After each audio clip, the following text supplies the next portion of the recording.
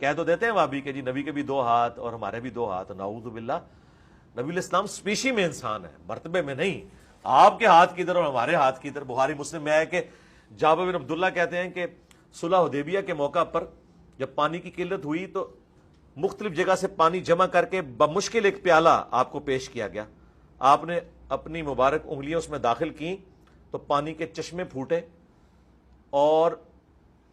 اس میں سے صحابہ کرام نے پانی پیا، جانوروں کو پلایا اور سٹور بھی کر لیا۔ تو وہ تابعی پوچھتے ہیں کہ آپ لوگ کتنے تھے؟ انہوں نے کہا ہم 1,00,000 بھی ہوتے نا تو پانی زیادہ تھا، البتہ ہم 1500 تھے جنہوں نے ایک پیالے سے پانی پیا، سارے اونٹوں کو بھی پلایا، سٹور بھی کر لیا، تب بھی اسی طریقے سے آپ کی مبارک انگلیوں سے پانی کے چشمے جاری تھے۔ اسی طریقے سے بخاری مسلم میں ہے کہ نبی علیہ السلام نے فرمایا کہ تم نماز کی حالت میں خشوع و خضوع سے کھڑے ہوا کرو، میں تمہیں اللہ کی قسم اپنی پیٹھ کے پیچھے دیکھ رہا ہوتا ہوں۔ یعنی جب آپ جماعت کرواتے تھے نا تو آپ کو پیچھے نظر آتا تھا کون کھجلی کر رہا ہے، کون کیا کر رہا ہے، یہاں آپ کی آنکھ نہیں تھی، ہمیں تو یہ بس ادھر تک مشکل سے 180 ڈگری نظر آتا ہے، نبی علیہ السلام کو انہی دو آنکھوں سے پیچھے بھی نظر آتا تھا۔ یہ ہر وقت آپ کے ساتھ معجزہ اٹیچ تھا۔ اسی طریقے سے بخاری مسلم میں آتا ہے کہ آپ کے پسینے سے خوشبو آتی تھی اور صحابہ کرام آپ کے پسینے کو خوشبو کے طور پر استعمال کرتے تھے۔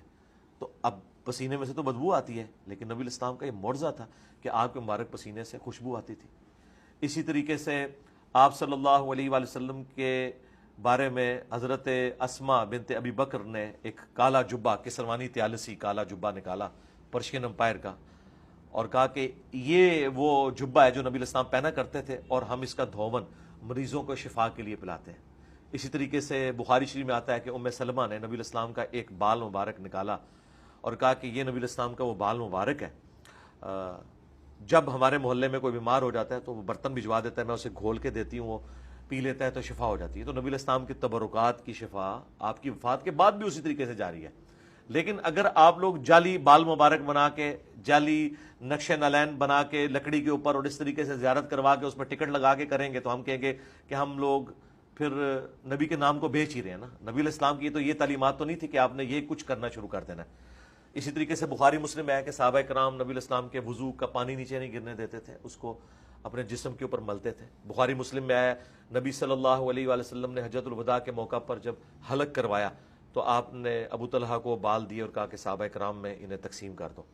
اور بخاری میں تو یہاں تک آیا ہے، ایک تابعی کہتے ہیں کہ نبی علیہ السلام کا ایک بال مبارک ہونا میرے پاس دنیا اور جو کچھ دنیا کے اندر ہے اس سے بڑھ کر مجھے محبوب ہے۔ اسی طریقے سے ابو داؤد ترمذی میں آیا، ابن ماجہ میں حدیث موجود ہے کہ